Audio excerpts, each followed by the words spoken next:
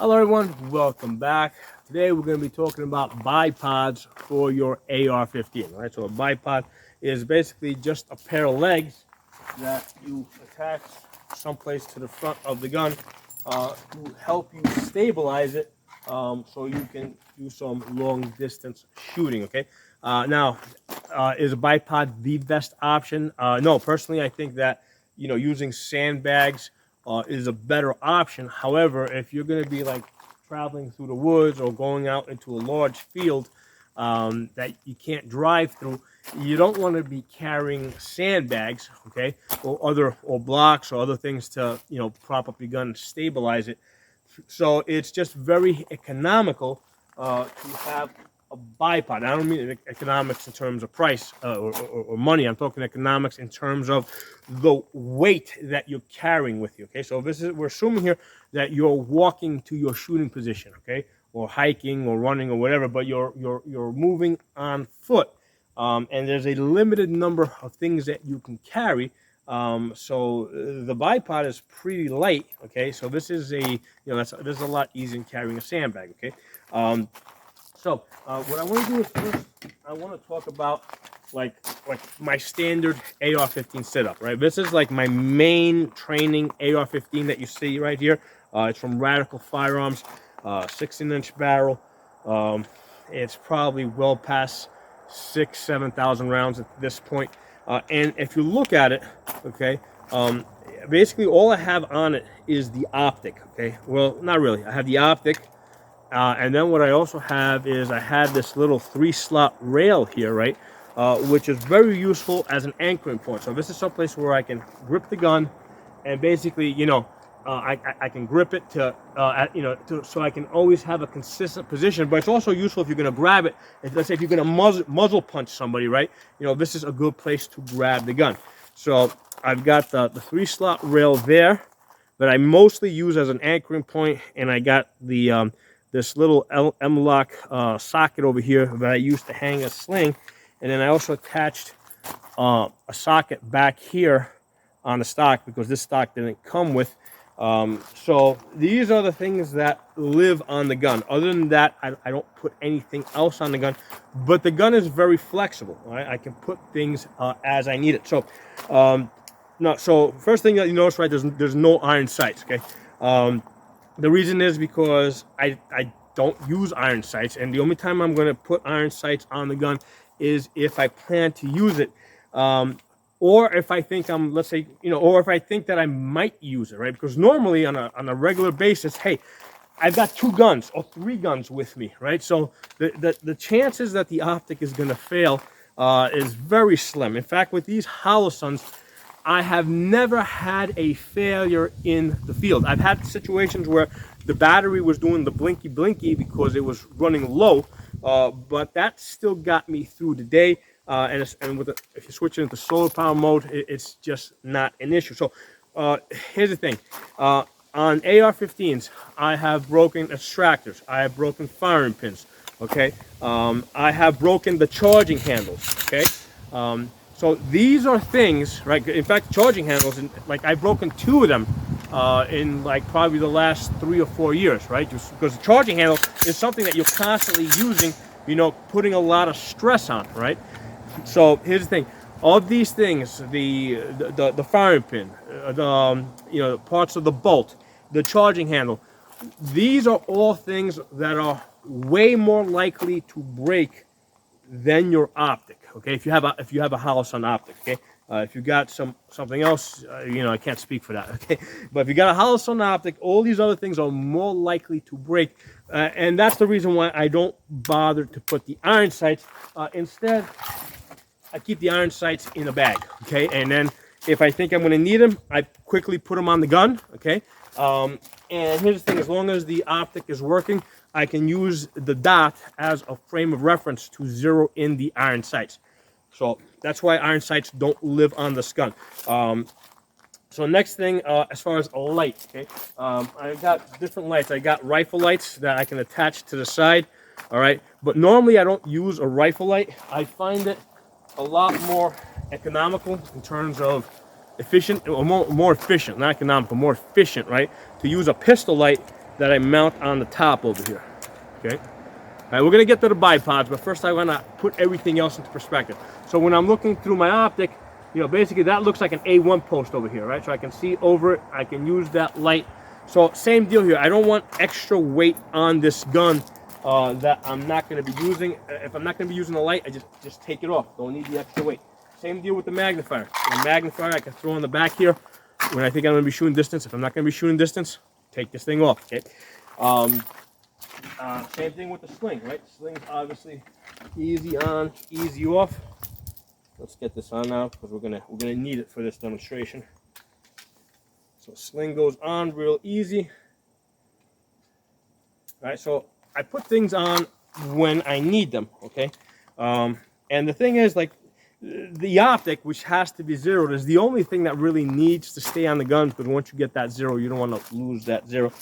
All right, so here I am. I'm set up with this, and let's say I'm going to be shooting out distance, going out into the woods, or going out into a large field, and I want, I don't want to bring a sandbag with me.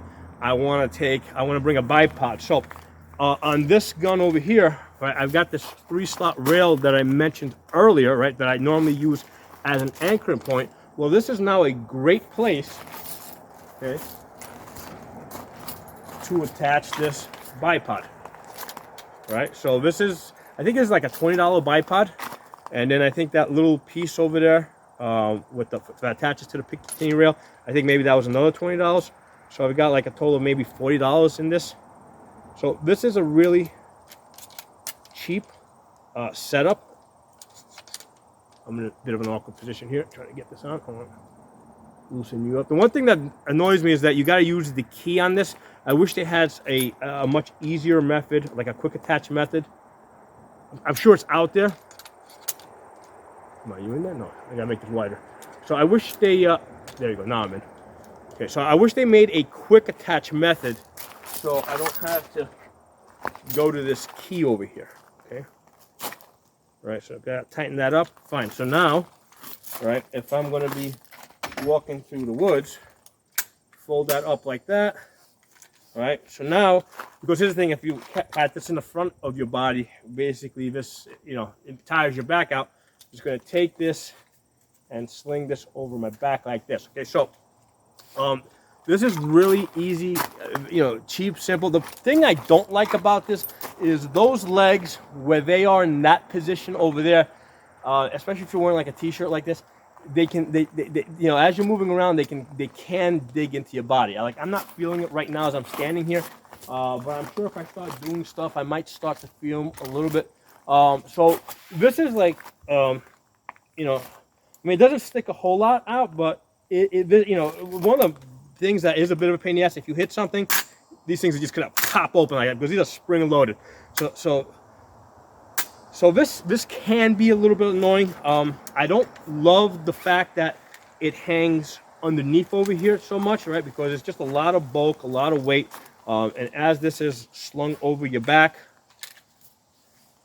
like this, if you hit something, right? Let's say you hit your elbow or something.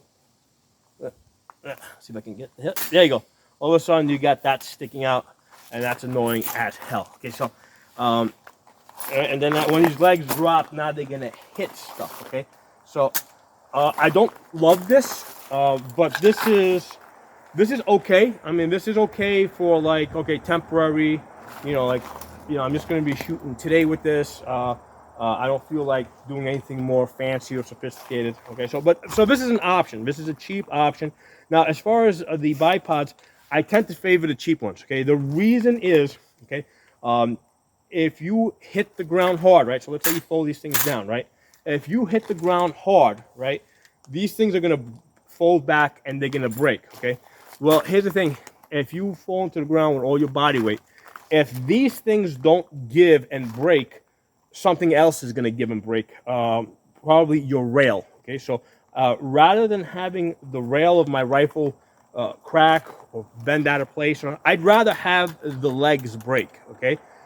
So this is disposable. This is only $20. The gun is less disposable. These are very disposable. So that's a way, not the way, but a way to think about the bipod. Okay. Think of it as something that's disposable, breakable. If something's going to break, you want this to break. You don't want your rail to break. Okay?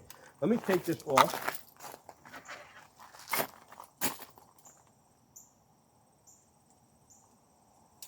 And we're going to talk about some other options now.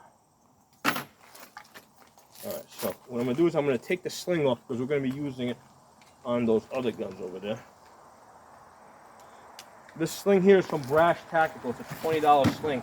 I really like it. I like the fast loop because it's truly a fast loop, and it also kind of locks into positions. Because I've had some fast loops where when you set them, they don't stay in position, or when you try to move it, they're really hard to move. This is kind of like a perfect balance where it moves quickly, but then it stays where you want it to stay. Okay?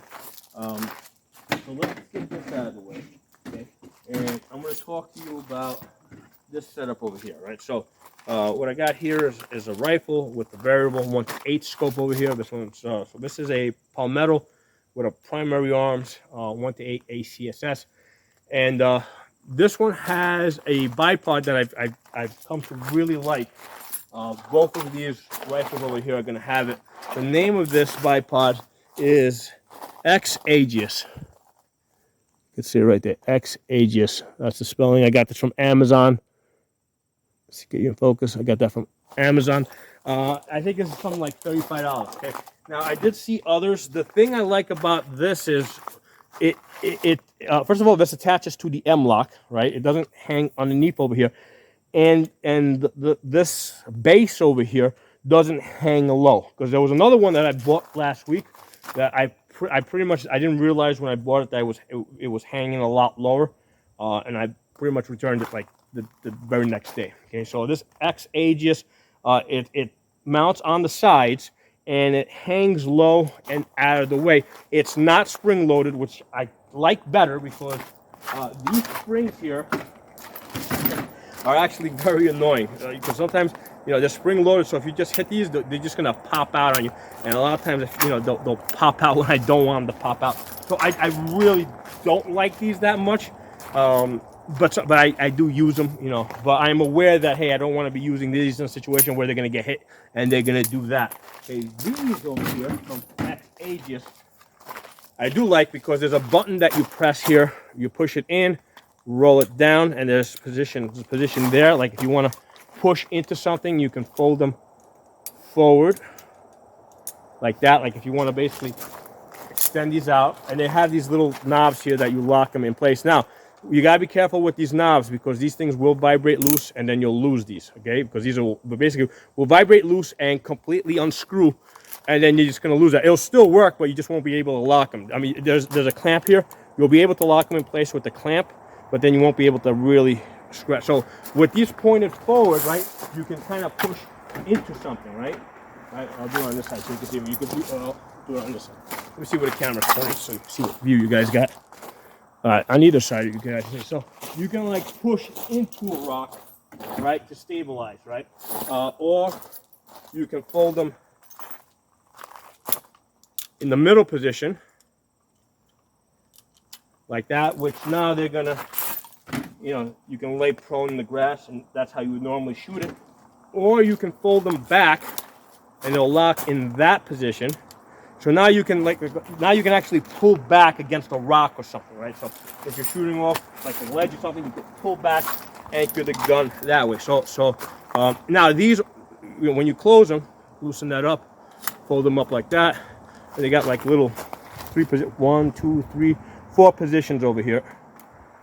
It will fold up like that. And again, the biggest thing with this is making sure that you keep this tightened because these are gonna fall out if they loosen up. So with this, you can fold it back like that, or you can fold it forward. Okay, that, right? There's these little notches here where it catches. Now, I always want to fold it forward, okay, so that when I sling it over my back, these things aren't digging into my back. All right, so let me get the sling on this. So again, this is for a situation where you're going to be walking into a field or on the mountainside or through the woods, where you want to be using, where you want to, you want to stabilize the gun while you're shooting. but you don't want to be carrying sandbags with you. Okay, so that'll hang like this, and now I can sling this over my back, and you can see how the legs stick up over, right? And if I need to adjust it, that's the nice thing about the fast loop. You can tighten it from here, loosen it up from here. So a fast loop is like an absolute must. And like I said, this one's like 20 bucks. I've had it for more than a year now. You can see the tag's getting a little bit worn. I've got lots of them. This is the one I keep going back to, right? I got a whole wall full of rifle slings. This is the one I keep picking out. So you can see it. Let me tell you guys one thing though over here. So normally, right, if you look at the QD point over here, normally I like to attach all the way out to the end over here, right, and all the way in the back here, so that when I sling it over my back, the rifle is basically controlled from the two furthest positions. Okay, because of the bipod, let this out some more. Because of the bipod, right, I had to bring this back just a little bit, so that, because the bipod needs to go towards the front. Now, I had tried bringing the bipod further back, but the problem is when you try to, like, basically if you fold this back, it's going to hit that. So I did try a couple of different variations, and it just, this I have found to be the most successful way. Now, a lot of these rifles, they have a QD point back over here, so I can just take this out, stick it in over here, basically in front of the receiver, shorten this up a lot. But what I find, this kind of works, but when you stick this over your back, basically now there's a lot of stuff. See how the rifle wants to move a lot and roll down. So you want to try and push this up as far as possible. All right, so you got to rotate it, make sure it locks.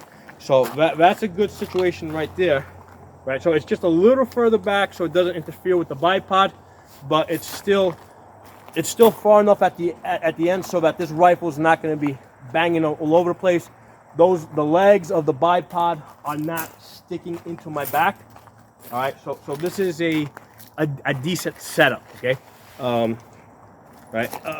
Now the only thing is, when you grab the gun, because normally this is where if I'm shooting this, like standing, right, basically my hand is now going right where that QD sling is, so gotta bring my hand back a little bit like that. So you gotta basically change how you do things a little bit, but it's a minor adjustment. Okay, it's a minor adjustment. I can't be quite out as far as I normally would like, as I normally am. Gotta come a little further back, grab the gun here.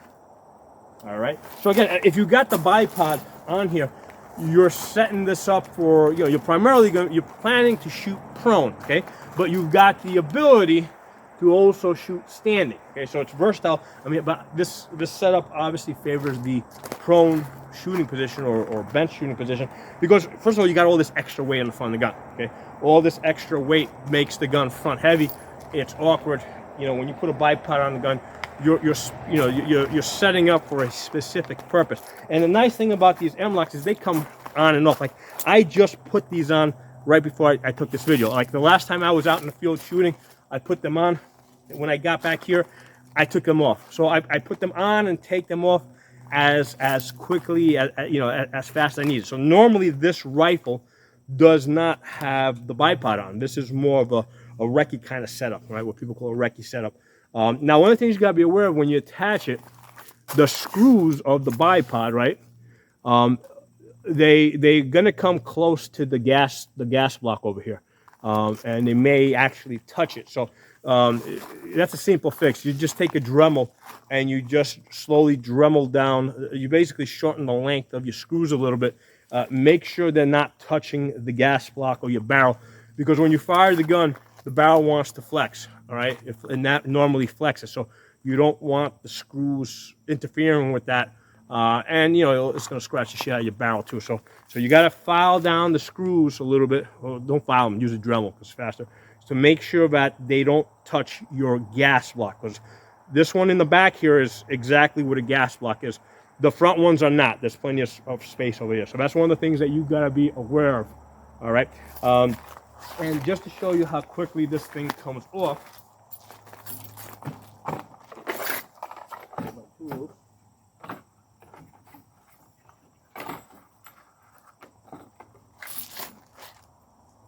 There we go. So to get this off, I'm going to move this. I'm going to lower this a little bit. So yeah, this is not spring loaded, which I like better because it doesn't snap at me when I go to move it, right? And now I'm just going to use this key, and I'm going to remove this.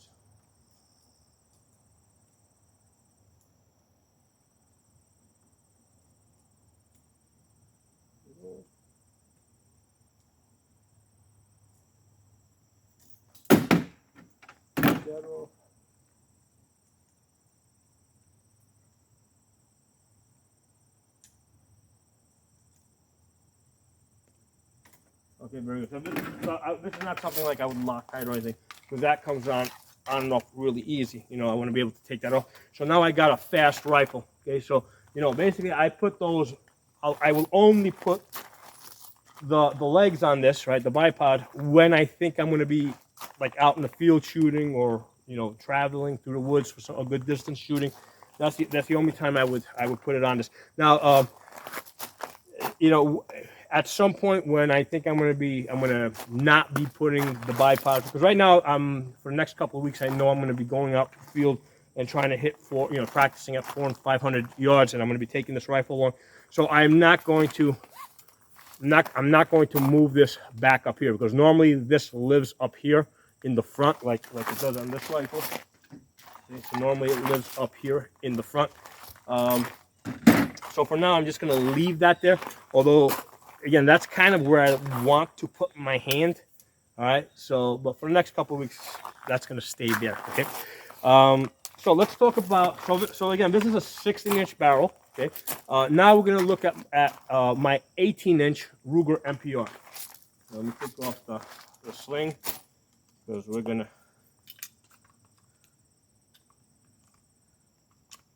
use it on that one now. Okay, so this is my Ruger MPR. This has an 18-inch barrel. This is probably my most accurate rifle. I think I've hit like 0.75 at inches, a 0.75 group at 100 yards, right? So it's a 0.75 MOA. So on this gun, right, this is like a dedicated distance shooter. The bipod lives on this. Okay, so whereas on the other gun, I only put it on when I think I'm going to be shooting long distance. This gun, I'm almost always shooting long distance, so the bipod lives on there. So the nice thing here is this is an 18-inch barrel. So if you compare it to this one over here, which is 16 inches, okay, that the positioning of the sling, because I got the extra length on the, because of the extra length, I can mount my bipod over there, attach my sling right behind it. Okay, and now when I grab this in my natural position, I want to grab this right behind it. So because of the extra 2 inches, I have extra space. Oops, open this back up. I've got extra space for the bipod, for the sling, and my hand, right? Because your hand is something that you've got to factor into this. Where's your hand going to go if you're shooting this, offhanded, right? So this works really good for me. Okay. So like I said, the bipod lives on this. Okay. This is when I train people for distance shooting. Normally, this is the gun I bring out. It's already set up with the bipod, and again, I've set it up so that when you throw this over your back, okay, the bipod legs are high enough up that they don't really dig into my back. Okay, so I can, walk through the woods, do stuff, do whatever I want to do, and then swing this around. And if I want to put a light on this, like let's say we're going to be shooting into the evening, I just throw a light right on there. That's why I love these pistol lights, because you can put it on there. It's 1,000 lumens, right? So this light and this light over here, they're both 1,000 lumens. They're both about the same price. The difference is that this is a little bit longer. The light throw is a little bit further, so it does throw the light a little bit further because of the way the the lens and the mirror inside are set up. This throws it a little bit wider, but when I'm doing night shooting, I'm usually shooting inside 100 yards anyway. So this works really good. That's really flexible. I can adjust that light, you know, and then when I don't want it, just take it off. Don't need extra weight on the gun.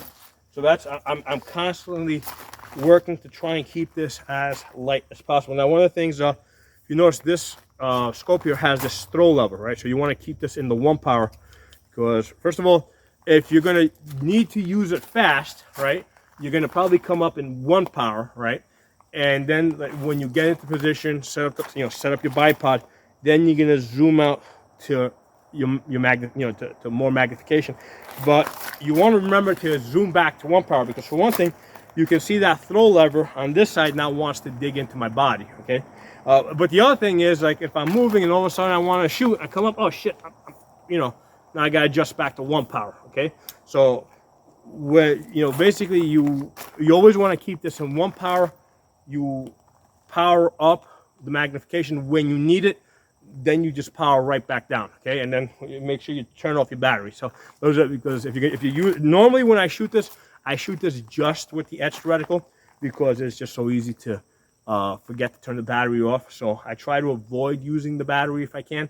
But those are the 2 things that I'll pay attention to. After I'm done shooting, I'll make sure I'm back to 1 power, check my battery, make sure my battery's off. I am good. So those are my thoughts on the bipod. Like I said, this is more like what they call like a special purpose rifle, right? Slightly longer barrel, a dedicated bipod that lives on the gun. So this gun I only do distance shooting with, and this is the gun I use to train people when I'm teaching them to shoot long distance. And here's the thing: there's lots of bipods out there that are like expensive. Again, this is a $35 bipod. Same one. This is the x-agis one. And I've done a review on this.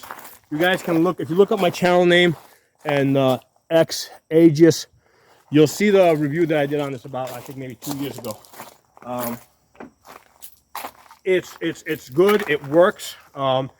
It's not like indestructible by any means. In fact, it is very destructible. Okay, if you got the legs down and you fall on the ground, this is gonna break. But hey, I would much rather have the legs break off of this than damage my rail. Okay, so that's how I think of that. Okay, so I mean, basically, almost all bipods, if you fall on them, they're gonna break, unless or they'll break your rail. The only ones that I have that don't break are like the ones that they put like on M60 machine guns, right? That have like a head where the legs are made out of like a thick bar that attaches directly to the thick barrel, right? Clamps onto the barrel.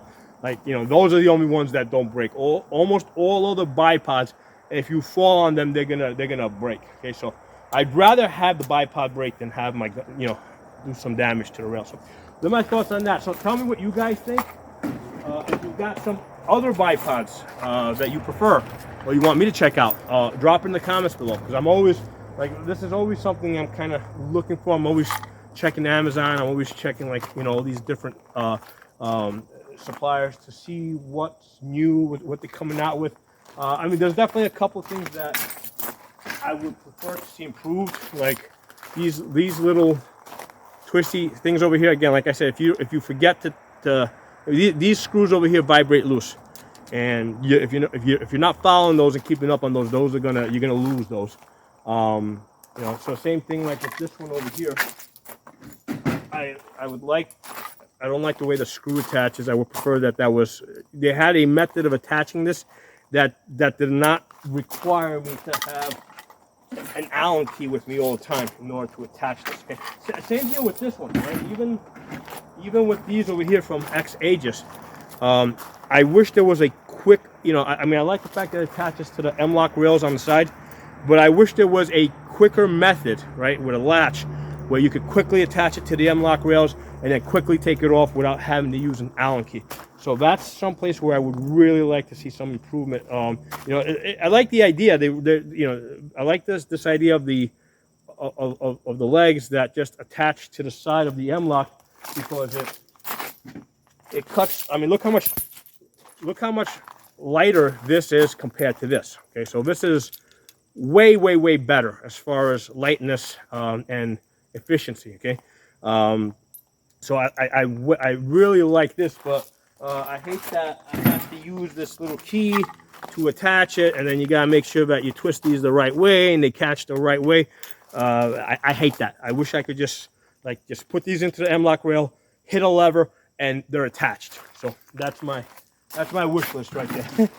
So thanks for watching. I'll talk to you guys soon. Drop some comments below. Make sure you follow me on all my channels because they back each other up in case one gets shut down or suspended or whatever. On YouTube. On YouTube, I got Pocono Shooting, Absolute Gun Rights, and the original Safa channel, which goes back to 2006. And then on the uncensored platforms, on Odyssey, I'm Pocono Tactical. On BitChute, I'm also Pocono Tactical. And on Rumble, I'm Pocono Guns. I'll talk to you all soon.